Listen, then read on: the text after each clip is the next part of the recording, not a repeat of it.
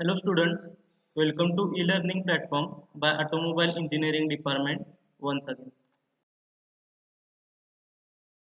तर मी पहिल्यांदाच इंट्रोडक्शन दिलेलं आहे माझं. फॅकल्टी नेम आहे प्रोफेसर के जी गळसासी आणि जो मी तुम्हाला सब्जेक्ट शिकवणार आहे तो कुठला असणार आहे theory of machine Tom. Subject code आहे 22438. या लेक्चरपासून आपण चॅप्टर नंबर 6 चालू करणार आहे, फ्लायव्हील, गव्हर्नर अँड बॅलेन्सिंग. तर आपण या चॅप्टरमध्ये काय बघणार आहे, तर फर्स्ट वन असणार आहे ते फ्लायव्हील. म्हणजे फ्लायव्हीलचा यूज काय ॲज अन ऑटोमोबाईल इंजिन. म्हणजे फ्लायव्हील म्हणजे काय, आपण एनर्जी स्टोरिंग डिव्हाइस म्हणून यूज करतो इन एन इंजिन. तर ते एनर्जी स्टोअर कशी करते ते आपण स्टडी करणार आहे. नेक्स्ट वन आहे गव्हर्नर. तर गव्हर्नरचा यूज काय असणार आहे, इंजिनचं जे स्पीड असणार आहे ते एका सेफ वर्किंग कंडिशनमध्ये ठेवण्याचं काम गव्हर्नर करणार आहे. मग ते गव्हर्नर ते काम कसं करणार ते आपण बघणार आहे. प्लस गव्हर्नरचे वेगवेगळे टाईप्स कुठले असणार आहेत ते आपण स्टडी करणार आहे. आणि नेक्स्ट वन आहे बॅलेन्सिंग. तर बॅलेन्सिंग ऑफ मशीन पार्ट्स का इम्पॉर्टंट आहे ते आपण स्टडी करणार आहे. आणि बॅलेन्सिंगच्या ज्या दोन मेथड असतील, ॲनालिटिकल मेथड असतील आणि ग्राफिकल मेथड असतील, त्या कशा असणार आहेत ते आपण स्टडी करणार आहे. तर असा आपण हा चॅप्टर नंबर 6 जो असणार आहे तो 6 बघणार आहे. आणि हा व्हिडिओचा पार्ट नंबर 1 असणार आहे चॅप्टर नंबर 6चा. तर या लेक्चरमध्ये आपण जे टॉपिक्स कव्हर करणार आहेत ते कुठले आहे बघा. तर फर्स्ट वन असणार आहे फ्लायव्हील फंक्शन अँड ॲप्लिकेशन. म्हणजे फ्लायव्हीलचं फंक्शन काय असणार आहेत आणि फ्लायव्हीलचे ॲप्लिकेशन्स कुठं कुठं आहेत ते आपण या लेक्चरमध्ये स्टडी करणार आहे. आणि सेकंड वन आहे ती turning moment diagram of a flywheel. म्हणजे फ्लायव्हीलची जी टर्निंग मोमेंट डायग्राम असणार किंवा फ्लायव्हीलची जी ॲक्च्युअल एनर्जी स्टोअर कधी करणार फ्लायव्हील आणि रिलीज कधी करणार आहे ते आपण स्टडी करणार. त्याला आपण म्हणतो टर्निंग मोमेंट डायग्राम. तर हे जे दोन टॉपिक्स असणार आहेत हे दोन टॉपिक्स आपण या लेक्चरमध्ये कव्हर करणार आहे. तर फ्लायव्हील फंक्शन काय बघा फ्लायव्हीलचं. A flywheel used in a machines serve as a reservoir which stores the energy during the period when the supply of energy more than the requirement and releases it during the period when the requirement of energy more than the supply.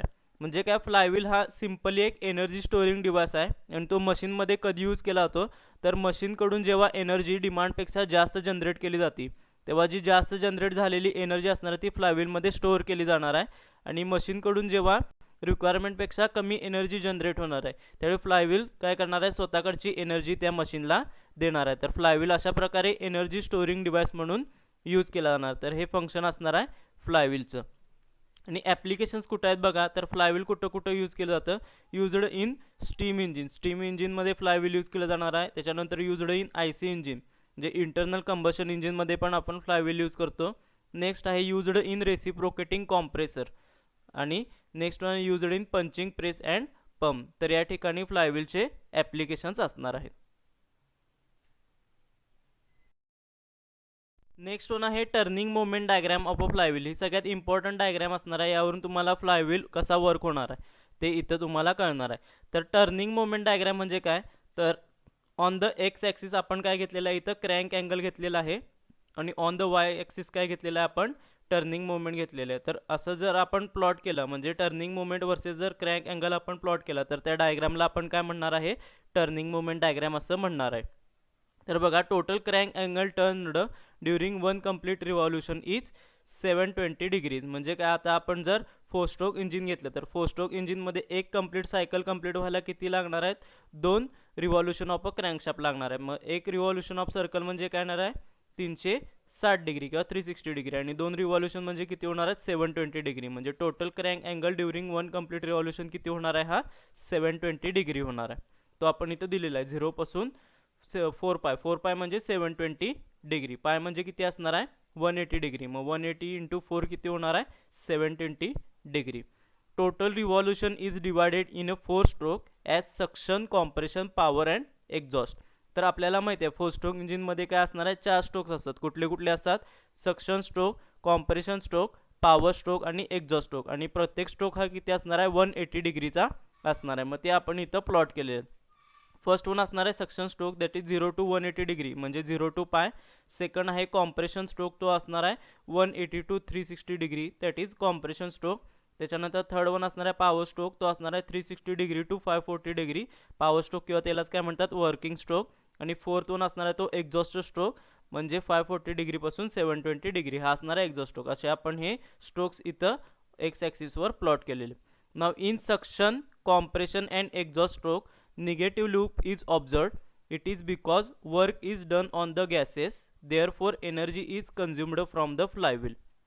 Okay, तर आता इथं suction stroke असेल, compression stroke असेल आणि exhaust stroke असेल. या तिन्ही स्ट्रोकमध्ये काय दिसतोय आपल्याला, निगेटिव्ह लूप दिसतोय. म्हणजे काय, जी आपली लेवल आहे त्याच्यापेक्षा वर्किंग कंडिशन लोअर लेवलला दिसते. म्हणजे हा जो लूप असणार आहे ह्याला आपण काय म्हणणार आहे, तर निगेटिव्ह लूप म्हणणार आहे. तर असं का होतंय, तर सक्शन स्ट्रोक असेल, कॉम्प्रेशन स्ट्रोक असेल किंवा एक्झॉस्ट स्ट्रोक असेल, या तिन्ही स्ट्रोकमध्ये काय होणार आहे, जेव्हा इंजिन वर्क होत असणार आहे त्यावेळी इंजिनकडून जी पॉवर जनरेट होणार आहे ती काय असणार आहे, कमी असणार आहे.